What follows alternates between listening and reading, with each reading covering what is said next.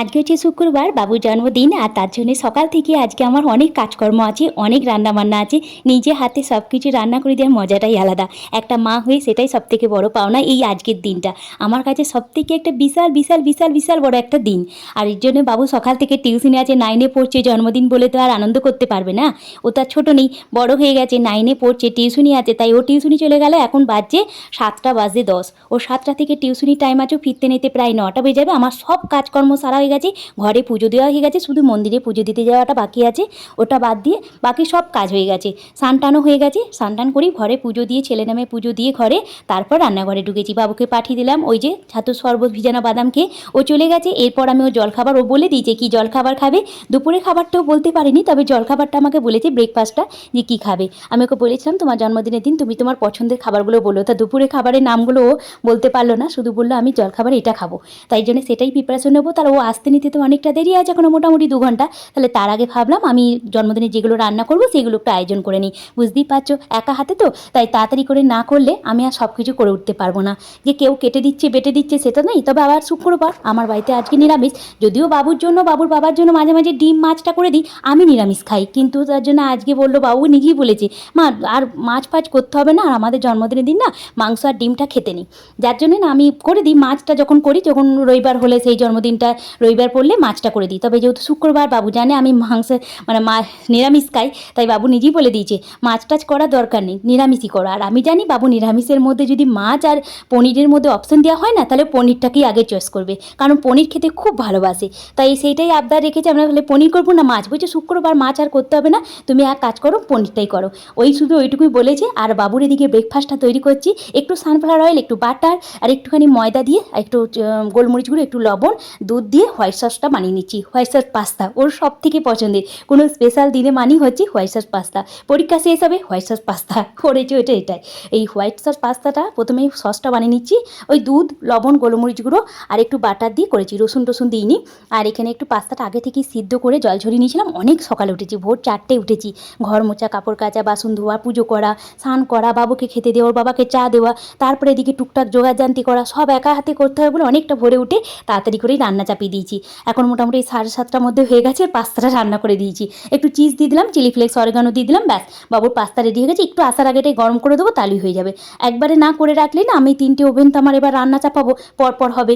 আর এখানে একটু আমি গোবিন্দভোগ চালটাকে ধুয়ে রেখে দিয়েছিলাম, ভিজিয়ে রেখে দিয়েছিলাম পায়েস করবো বলে। আর পায়েসের জন্য 1 লিটার দুধকে আমি ভালো করে জল দিয়ে, তেজপাতা আর এলাচ দিয়ে ফুটতে দিলাম। আর এদিকে আমি একটুখানি বাসমতি চালের পোলাও করব, মানে বাসন্তী পোলাও। তার জন্য একটুখানি চালটাকে ভিজিয়ে রেখেছিলাম। ওই যখন গোবিন্দভোগ চালটাকে করলাম, ধুলাম, তখন এই চালটাকে ধুয়ে ভিজিয়ে দিয়েছিলাম। জল ঝরিয়ে নিয়ে তার মধ্যে একটু ঘি, একটু লবণ, একটু চিনি গুঁড়ো, একটু আদাটাকে গ্রেট করে দিয়ে দিলাম, একটু হলুদ গুঁড়ো দিয়ে দিলাম। ব্যাস ভালো করে এটাকে মেখেও রেখে দেবো। তাহলে আমার বাসমতি চালে বাসন্তী পোলাও রেডি হয়ে গেল। এদিকে ওর বাবা আমাকে বাজারটা দিয়ে গেছে, বাবুকে এখন টিউশন থেকে আনেনি। পুজোর জন্য প্রসাদটা নিয়ে এসে, প্রসাদ মানে কি, মন্ডাটা নিয়ে এসে এটা নিয়ে পুজো দিতে যাবো। আমার সময় হলে আমি যাবো, নাহলে বাবু আর বাবুর বাবা চলে যাবে। কারণ আমার তো বুঝতেই পারছো, যদি এই সময় যদি আমি মন্দির যাই না রেডি হয়ে, আর ঘরেতে কেউ নেই যে তালা দেবো কিংবা একটুখানি রান্নাটা দেখে নেবে, আমি চট করে পুজোটা দিয়ে আসবো। মন্দির মানে ভৈরব স্থান, যারা বাঁকুড়ায় থাকো তারা জানো, ওই ভৈরব স্থানে আমি প্রত্যেকবার পুজো দিতে যাই। আর কয়েকটা সেই ভিখারি রাস্তা থাকে তো মন্দিরের সামনে, তাদেরকে কিছু দান টান করে আসে বাবু নিজে হাতে। সেই জন্য মানে বাবুকে নিয়ে প্রত্যেকবার যাই। এবারে না আমার আর সময় হবে না, কারণ কি বাবু টিউশনে গেছে, ও আসবে, তারপরে আবার যদি হয় আমি যাবো, আর নাহলে ওর বাবার সঙ্গে গিয়ে দিয়ে চলে আসবে। আর এদিকে ওর বাবা বাজারে সব নিয়ে এসেছে, দুধ আনা ছিল পায়েসের জন্য, তারপর আবার নিয়ে এসেছে যদি লাগে বেশি করে, আরও কিছু যদি বানাই বলে, আরও আমি বলিনি, তাও নিয়ে এসেছে। পনিরটা আগের দিনে সব কিছু মাল আনা রাখা হয়েছিল, আবার কিছু মাল দেখছি নিজে নিয়ে এসেছে। আর আমাদের পাড়াতে না জন্মদিনের দিন পায়েস মিষ্টি সব দেওয়া হয় তো, কেক টেক কেটে, তাহলে সেই জন্য একটুখানি মিষ্টিটা বেশি করে রাজভোগ নিয়ে এসেছে অতগুলো, ওটাই ঢেলে রাখলাম। এদিকে তো চালটাও দিয়ে দিয়েছি, পায়েসের চালটা ওইদিকে ফুটতে দিলাম। আর একটু প্রেসার কুকারে করব ওই বাসন্তী পোলাওটা, তার জন্য তেজপাতা, কিশমিশ, কাজুটা ভেজে তুলে নিলাম, একটু ঘি দিলাম, দিয়ে একটুখানি গোটা গরম মশলা, তেজপাতা দিয়ে যে চালটা আমি মেখে দিয়েছিলাম, সেই চালটা দিয়ে একটুখানি ভাজা ভাজা করে নিয়ে 1.5 কাপের মতো দিয়েছিলাম মনে হয় চালটা, অতটা মেপে দেখিনি তো, কৌটো করে দিয়েছি তো। এবার সেই যতটা চাল তার ডবল জল দিয়ে দেবো, তাহলে প্রেসার কুকারে তাড়াতাড়ি হয়ে যাবে, ঝরঝরেও হয়ে যাবে। এইভাবে আমি পোলাওটা করি যখন তাড়াতাড়ি থাকে। কড়াইয়ে করি যখন একটু সময় নিয়ে করবো, অনেকখানি করবো, তখন কড়াইয়ে করি। তবে প্রেসার কুকারে আমি দেখেছি বাসন্তী পোলাওটা খুব ভালো হয়। তাই এখানে কিশমিশ কাজুটাও দিয়ে দিলাম, জলটাও দিয়ে দিলাম 3 কাপ, দিয়ে এবার এটাকে হাই ফ্লেমে 2টো সিটি দিয়ে নেবো। ব্যাস আমার বাসন্তী পোলাও হয়ে যাবে, বাসমতি চালে বাসন্তী পোলাও। ওদিকে পায়েসটাও হচ্ছে, আর এদিকে বাবুর টিফিনটাও রেডি করা হয়ে গেছে। এখন মোটামুটি 8:30 বাজবে মনে হয়, হ্যাঁ 8:30 বেজে যাবে।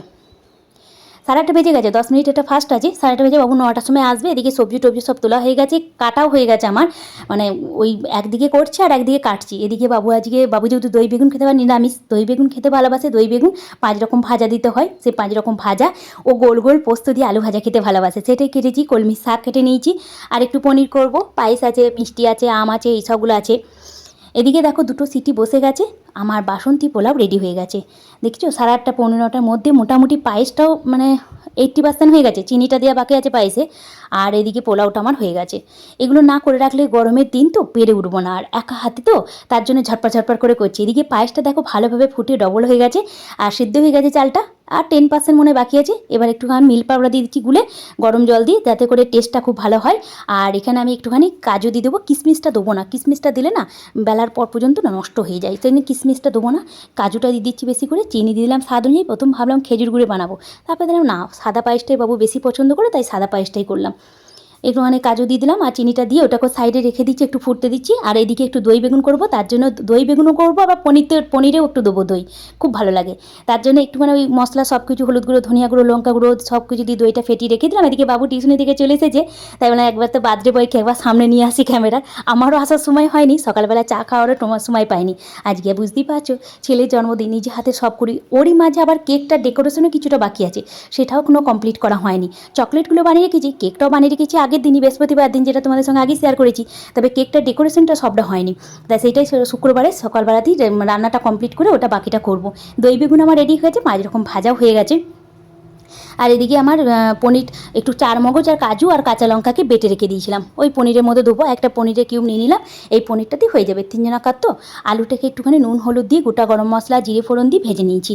একটু ভাজা ভাজা যখন হয়ে গেছে, পনিরটাও ভেজে রেখে দিয়েছিলাম। যে দইটা আমি দই বেগুনের জন্য দিলাম, দই বেগুনটা ভেজে সেইটা আমি এখানে দিয়ে দিলাম।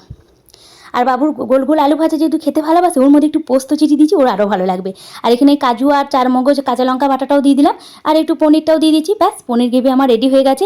আর কি দরকার, বাবুর এটা হলেও আর কিছু চাই না। ও আমাকে বলে দিয়েছিল, আমি যখন বললাম মাছ খাবি না পনির খাবি, কারণ আমাদের জন্মদিনে মাছটা করতে আসে, কিন্তু মাংসটা আর ডিমটা করতে নেই। আর এদিকে দেখো সব রান্নাবান্না কমপ্লিট, মুগের ডাল, তারপরে 5 রকম ভাজা, দই বেগুন, সাদা ভাত, পোলাও, তারপরে এদিকে পনিরের তরকারি, পায়েস। আজকের ব্লগটা আমি এখানেই শেষ করছি। বাবু গেছে ওর বাবাকে নিয়ে পুজো দিতে, তারপর এসে স্নান করে ওকে খেতে দেবো। এই নেক্সট একটা ব্লগ আমি আবার পার্ট 2 আসবে বাবুর জন্মদিনে, কেক কাটা হতে, বাবুকে খাওয়ানো হতে, সব কিছু তোমাদের সঙ্গে শেয়ার করবো। আর এইটা হচ্ছে ভৈরব স্থানের ঠাকুর। তাহলে আজকের ভিডিওটা এখানে শেষ করছি। ভালো থেকো, সুস্থ থেকো, পরে আবার নেক্সট ব্লগে তোমাদের সঙ্গে আবার দেখা হচ্ছে। বাই।